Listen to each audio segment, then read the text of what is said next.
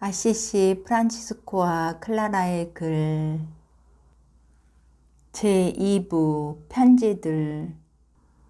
현재까지 보존되어 온 프란치스코가 쓴 편지들은 수요가 그리 많지 않지만 그의 생애가 보여준 삼위일체 하느님과 그분의 교회에 대한 한없는 사랑과 믿음, 사도적 및 형제적 차원, 그의 인간관계가 지닌 그리고 그의 개인 및 다수의 사람들에 대한 신뢰심이 지닌 깊이와 열정 등을 보다 잘 인식하는 데 큰 도움을 준다. 프란치스코의 편지들 가운데 가장 비중 있는 편지는 신자들에게 보낸 편지 1과 2일 것이다. 1. 신자 편지는 시기적으로 더 이른 것으로서 두 쪽 분량의 2장으로 된 짧은 편지지만 세상에서 복음적으로 살기를 원하는 이들이 어떻게 회개의 삶을 살아가야 하고 그 열매들은 무엇인지를, 또 이런 삶을 추구하지 않는 이들이 맞이할 비참한 결말이 어떤지를 지극히 분명하고도 단순하게 설명하고 있다. 이 신자 편지는 1 신자 편지와 근본적으로 같은 내용을 담고 있으면서도 체험들이 입증해 준 많은 새 요구사항들을 활용하고 또 그것들에 대해 대처하고 있다. 프란치스코는 1220년 초 동방에서 돌아온 후 제4차 라테라노 공의회가 만든 법령들 가운데 특별히 성체성사에 대한 공경심과 관련된 법령들을 자신의 영신 가족들과 온 세상 신자들이 실천하도록 하는 일에 헌신한다. 성체성사에 대한 공경심 전파에 관한 이 공의회의 법령들 후속 조처로서 호노리오 3세 교황이 1219년 11월 22일자로 교령 산에 쿰 올림을 반포했는데, 이 교령이 무엇보다도 프란치스코에게 깊은 자극을 주었다. 성직자들에게 보낸 편지 1과 2에서 프란치스코는 이 공의회 후 몇 년 동안 중심 과제였던 성체 성사 사도직을 강화시킨다. 그는 같은 주제들, 곧 성체 신심, 주님의 거룩한 말씀들에 대한 공경심, 매일 하느님을 찬미할 의무 등을 보호자들에게 보낸 편지 1과 2, 지도자 편지에서 다루면서 전파하고, 형제회 편지에서는 보다 심원하고 친밀한 형태와 더불어 보다 폭넓고 정교한 형태로 이 주제들을 다루고 전파한다. 또한 큰 관심을 기울이게 하는 편지들이 바로 어느 특정인들에게 보낸 편지들이다. 우선 봉사자 편지를 들 수 있는데, 자비의 아버지로서의 하느님에 대한 프란치스코의 생각이 이 편지에 충만히 제시되고 있다. 다음으로 레오 편지는 레오 형제가 성령께서 주시는 자유의 은사를 지니면서 살아가도록 권고하는 내용을 담고 있으며, 안토니오 편지는 안토니오가 형제들에게 신학을 가르치는 일을 프란치스코가 허락하는 내용을 담고 있다. 성직자들에게 보낸 편지. 이 편지도 신자들에게 보낸 편지 1과 2나 보호자들에게 보낸 편지 1과 2처럼 두 개의 편지본을 지니는데, 1 성직자 편지가 2 성직자 편지보다 먼저 작성되었다. 작성 시기에 대해서는 이 성직자 편지의 13절이 말하는 거룩한 어머니이신 교회의 규정에 따라가 중요한 단서를 주고 있다.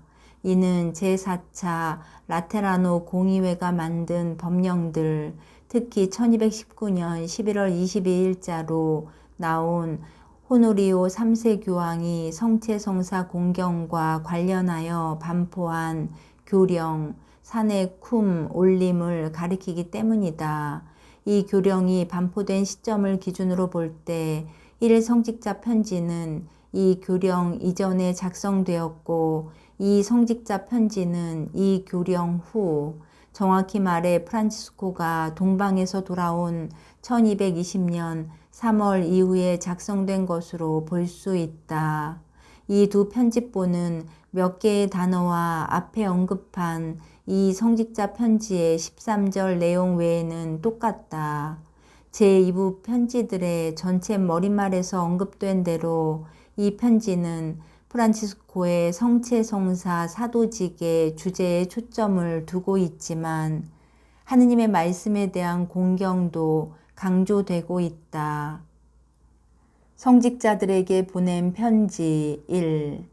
모든 성직자들이여, 우리는 우리 주 예수 그리스도의 지극히 거룩한 몸과 피와 지극히 성스러운 이름들과 몸을 거룩하게 하는 그분의 기록된 말씀들에 관하여 어떤 이들이 가지고 있는 엄청난 죄와 무지에 주목합시다. 우리는 먼저 말씀으로 거룩하게 되지 않으면 빵이 주님의 몸이 될 수 없다는 것을 알고 있습니다. 사실 우리는 그분의 몸과 피와 이름들과 그리고 우리를 지으시고 죽음에서 생명으로 속량하신 말씀들이 아니면 이 세상에서 지극히 높으신 그분을 육신으로 지니지도 보지도 못합니다.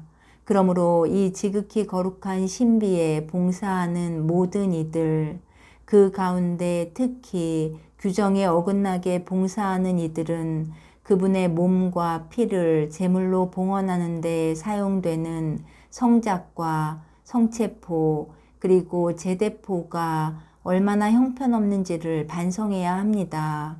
그리고 많은 성직자들이 성체를 형편없는 곳에다 놓아두고 내버려 두며 불손하게 옮기고 합당치 않게 먹으며 다른 이들에게 분별 없이 나누어 주고 있습니다.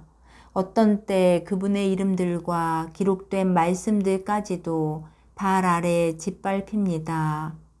짐승 같은 인간은 하느님의 것들을 깨닫지 못하기 때문입니다. 자애로우신 주님, 몸소 당신 자신을 우리 손에 내어주시고 또 우리가 그분을 만지고 날마다 우리 입으로 받아 모실 때 이 모든 것에 대해 우리 마음이 가엾음으로 움직이지 않겠습니까? 도대체 우리가 그분의 손안에 떨어지리라는 것을 모르십니까? 그러므로 이러한 모든 일과 다른 일들에서 즉시 그리고 확고히 우리 자신을 바로잡도록 합시다. 그리고 우리 주 예수 그리스도의 지극히 거룩하신 몸이 어떤 장소에 규정에 어긋나게 놓여 있고 내버려져 있다면 어디에 있든 그곳에서 옮겨 소중한 곳에 모셔 잠가 두어야 합니다.